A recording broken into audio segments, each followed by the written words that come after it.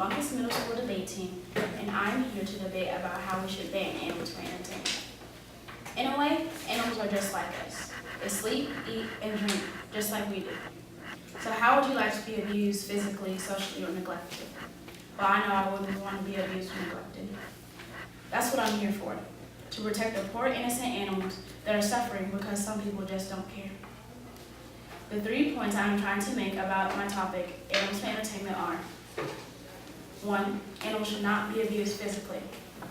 2, animals should not be abused socially. And 3, neglecting animals is wrong. But for my first point, I would like to say that animal abuse is wrong. It may be a little spanking or the extreme punching and slapping of the poor animal. But no matter how you look at it, it's wrong. Some people may think it's okay because they're spanked at home for doing something bad or dangerous. But it's not the same. Animals are made to fill the earth with different species and help us in many different ways, such as working with the police to detect bombs and find illegal things to help society, and work as seeing eye dogs to help the blind get from place to place, and much, much more wonderful things.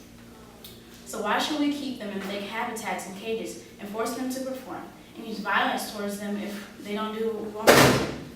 How many of you have any type of animal and would like to see it tortured and hurt? I know I don't. There should be less and less cases of animal abuse coming in every day about abused animals. For my second point, I would like to say that animals should not be abused socially. Meaning, having someone to sit next to is important. Having someone to play with is important. Having someone to have and to hold is important, because without these things, where would we be? What kind of world would we be living in? It is also important because without a mate, the population of that particular species will die off, because there are no animals breeding to make more of that species. Also, animals not having a friend to play with and communicate with could lead the animal to be depressed, or could lead the animal to a violent behavior and a dangerous nature, because they would not know how to act or behave around their own kind or to us, which could lead to very serious injuries toward the other animals, which will result in a lack of performance, which will lead to my first point, or lead to very serious injuries, resulting in lawsuits, phobias, and more. For our third and final point, I would like to say that neglecting animals is wrong. How would you feel if someone important to you had walked out the door and didn't give it another thought? I would feel unappreciated, hurt, sad, alone, and upset. If I was left alone not knowing how to cook for myself, without any money, I would feel scared. Well, that's how the animals feel. They're locked up in cages and forced to perform. Some may say that neglecting the animal helps it because they're not getting too much food and getting obese, or getting too much water and becoming overhydrated. But that's not the point. There's a difference between getting too much food and becoming obese, and not getting enough food so your body can't function properly and do the best it can. You can feed animals without it becoming spoiled or obese. So why should America resort to neglecting and ignoring its needs? Do they think it's going to help the animal? Well, they're dead wrong. As a matter of fact, you can die if you don't have enough food or water to fuel your body, and so can they.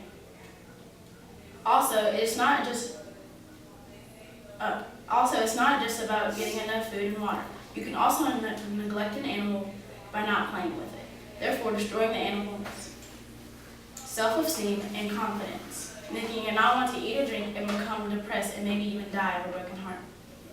In conclusion, I would like to say that using animals for entertainment should be banned because there are so many factors that can go wrong because of the kind of people we have out there today, as in abuse, neglecting the animal, and so much more. I'm Gordon Denson. I'm on the Buncombe Middle School debate team. I believe we have won this debate. Thank you.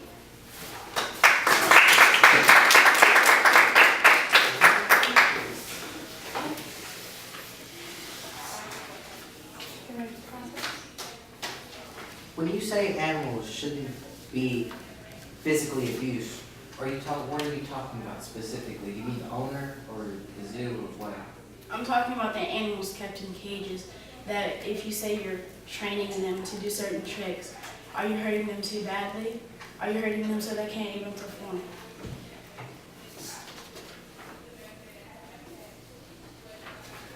And also, what do you mean when you say animals shouldn't be abused socially?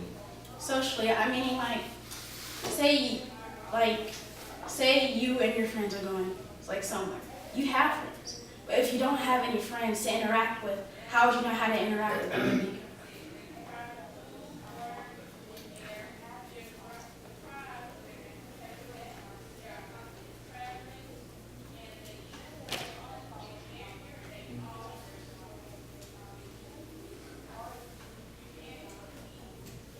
No further questions.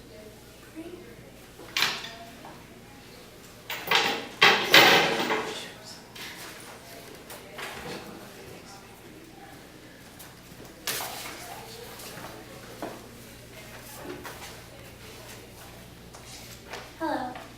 I'm sorry. Hello, my name is Natalia Duran from Claychalk Middle School. I will be presenting my case as why I disagree with the resolution that the United States federal government should prohibit the use of animals for entertainment purposes. I have gathered 3 justifications to support my case. My first justification is that animals used in zoos give the general public important education. My next justification is that zoos help prevent endangered species from becoming extinct. My third and final justification is that zoos are an important part of our economy. Now I would like to take a few moments to explain each to you. My first justification is that zoos give the public education on the conservation of animals. A lot of people live in urban parts of cities and have little or no contact with animals in nature. And the AZA tries to fix that. The AZA, or Association of Zoos and Aquariums, plays an important part in education. The website aza.org states that educate over 175 million visitors a year about wild animals, their related conservation issues, and the ways in which they can be contributed to their conservation. Who knows? Maybe one of these people will take the information from what they've learned and use it, whether it's finding the next endangered species or just donating to help these animals. In a study done by the AZA over a 3-year period with more than 5,500 participants, 42% of the people commented on the important roles of the zoos and aquariums play in education of the general public. A zoo's main purpose is to educate the public. Why would you want to take that away? My second justification is that zoos help with endangered animals. Dozens of zoos and aquariums across North America participate in AZA's Species Survival Plan program that aims to manage the breeding of specific endangered species in order to help maintain healthy and self-subsistence populations. There are tons of animals that are endangered, vulnerable, and near threatened status at the very moment, including Asian and African elephants, snow leopards, polar bears, green turtles, golden frogs, and blue butterflies, and a lot of those you've probably seen in the zoo. You just don't know that they are endangered. Another endangered animal is a Puerto Rican crest toad, and I'm about to tell you about it. In 2004, it was listed by the World Conservation Union to be a critically endangered species. The plan had been intact for 25 years and had been greatly improved the toad population count. The reintroduction program is a big part of the recovery, and between 1987 and 2007, more than 100,000 Puerto Rican crested tadpoles were released to Puerto Rico. The AZA is currently administrating over 113 different species survival plans, covering 181 individual species. That is a big number of species that is currently getting help. My third justification is that zoos are an important part of our economy. AZA accredited zoos and aquariums contribute $160 million to wildlife conservation, supporting more than 2,650 conservation projects in 350 countries, says AZA.org. These projects are very important to keeping animals healthy. Some of these projects are anti-poaching teams, population assessments, teams to help resolve human-animal conflict, and teams to restore habitat. They support campaigns against illegal brush meat hunting. They are supporting training for veterinarians, and they support the rehabilitation of endangered species. If we didn't have these veterinary training, then what would happen to the endangered species if they were to get hurt? If we didn't have an anti-poaching teams, then we wouldn't have to stop it. Then we wouldn't have to stop a hunter from going outside and shooting the last exotic bird from the sky. The possibilities are endless, and they would always affect the economy in a negative way, and you don't know how it will affect you.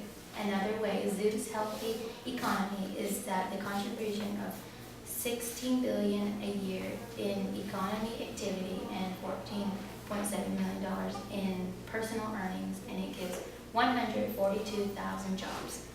What would all those people do without jobs?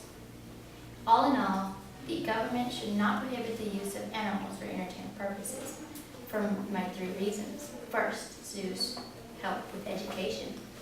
If you think about it, it's not really entertainment, it's education. You don't want to, you don't want the government